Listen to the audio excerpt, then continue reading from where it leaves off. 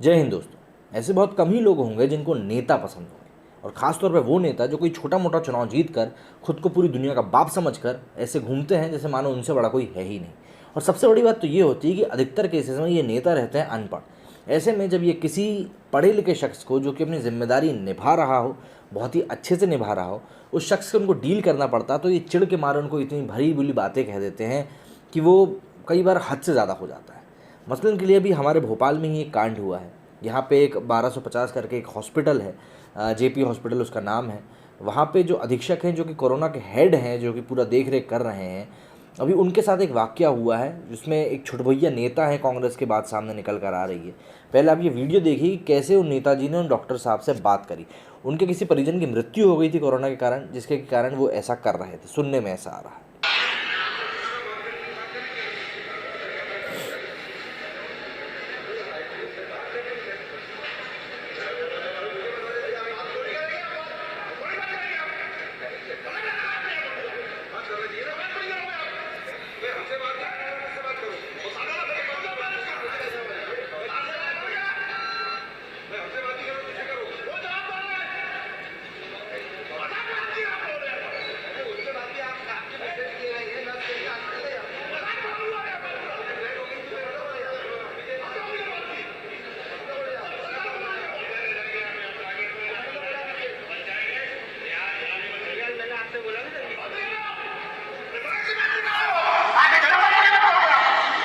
ये जो भाई साहब यहाँ पे इतना चिल्ला चोट करते हुए दिखाई दे रहे हैं, ये सुनने में आया है कि कांग्रेस के कोई नेता हैं, इनके किसी परिजन को यहाँ पे भर्ती कराया गया था। पूरी जुबानी आप डॉक्टर साहब की जुबानी सुनिए। डॉक्टर साहब ने बाकायदा इस्तीफ़ा दे दिया है इस पूरी घटना से व्यथित होकर।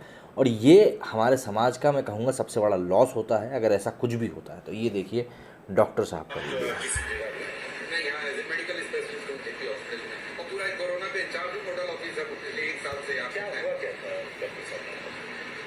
बारह बजे के आसपास एक पेशेंट बहुत सीरियस अवस्था में आया था। उसका ऑक्सीजन सैचुरेशन 30% था। 8 दिन से बुखार, खांसी और सांस लेने में तकलीफ थी और प्राइवेट में डॉक्टर का इलाज करा रहा था। यहाँ जैसे ही पेशेंट आया, मैंने उसको एक्सप्लेन कर दिया साथ वालों को, देखो हालत बहुत खराब है, कुछ नहीं हो सकता। एक भी बेड उपलब्ध नहीं था अस्पताल में, और कहीं बाहर शिफ्ट नहीं हो सकता। मैंने वहीं रह के उसको जितनी मेहनत कर सकते इमरजेंसी में मेहनत करी। और 2-3 बार मैंने पेशेंट के साथ वालों को बता दिया, दादा कि इसको बाहर भी नहीं भेज सकते इसीलिए कि हालत बहुत खराब। 2 घंटे बाद पेशेंट की डेथ हो गई, जो कि 30% में मैं आपको बोल चुका हूँ। ऊपर वाला आ जाए तो नहीं बचा सकता, हम तो इंसान है, डॉक्टर है।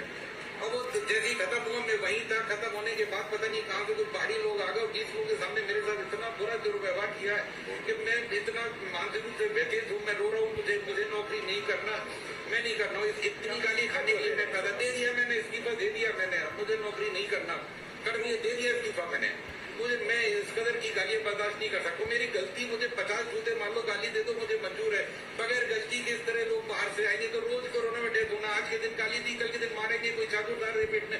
मुझे नहीं करना दादा ऐसी नौकरी। मैंने रिजाइन कर दिया है आज से, और कल से मैं घर बैठूंगा। दादा मैं नहीं करना, मेरे पास का नहीं है इतना। मैं आऊंगा भी।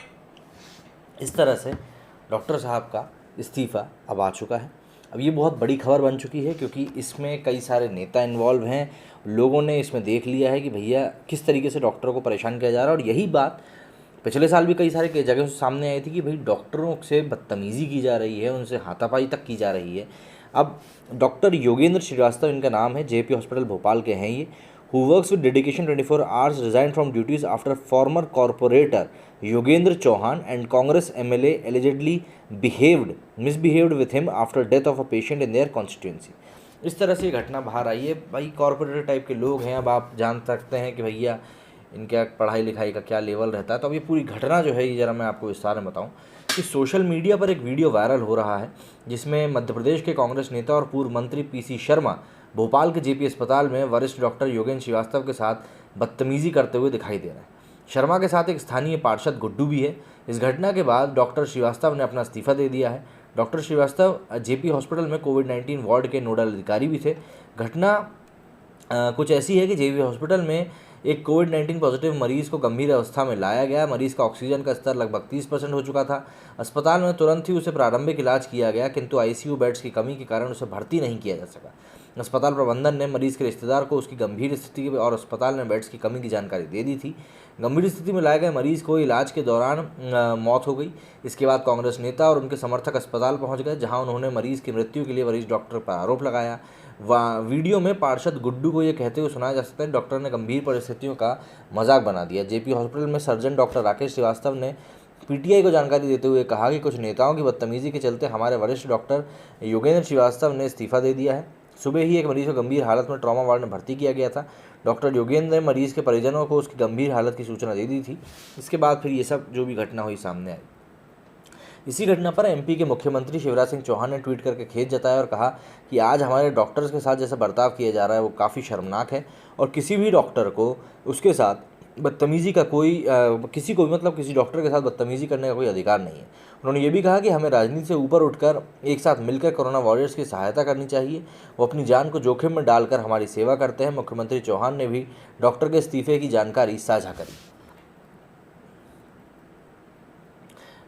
एक न्यू इंडिया एक्सप्रेस ने जब कांग्रेस नेता पीसी शर्मा से बात की तो उन्होंने कहा कि मेरे क्षेत्र के एक मरीज की अस्पताल में मौत हो गई।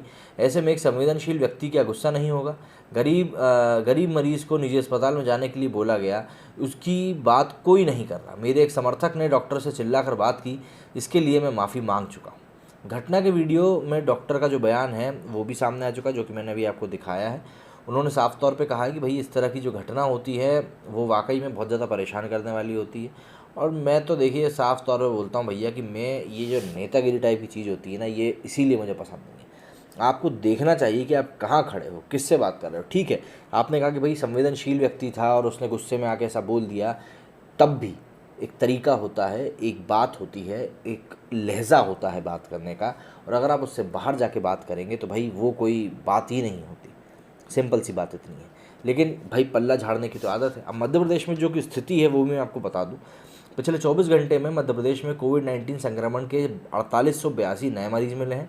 वायरस के मरीजों के इलाज के लिए आवश्यक ऑक्सीजन और जो इंजेक्शन जो इसका चल रहा है ना, उसकी कमी के बाद राज्य में 60 घंटे का लॉकडाउन लगा दिया गया, जो शुक्रवार 9 अप्रैल को शाम 6 बजे शुरू होकर सोमवार 12 अप्रैल को ख़त्म होगा।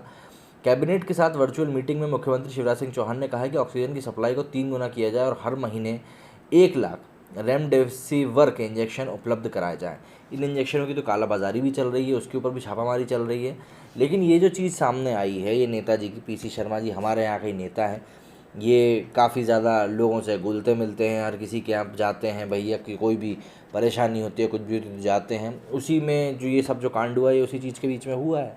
अब नेताजी हैं इसीलिए खुल के वैसे भी कोई कुछ बोलेगा नहीं। जो लोग बोल सकते हैं उनको बोलना चाहिए। मेरा काम था आप लोगों तक बात पहुँचाना, वो मैंने पहुँचा दी। अब हम तो भोपाल के ही रहने वाले हैं, हम ज़्यादा बोलेंगे तो फिर समस्या हो जाएगी।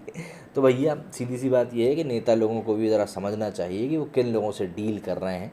जिस चीज़ का इलाज ना पता हो उसकी दवाई खुद से नहीं खरीदनी चाहिए। ये मुद्दा ही है।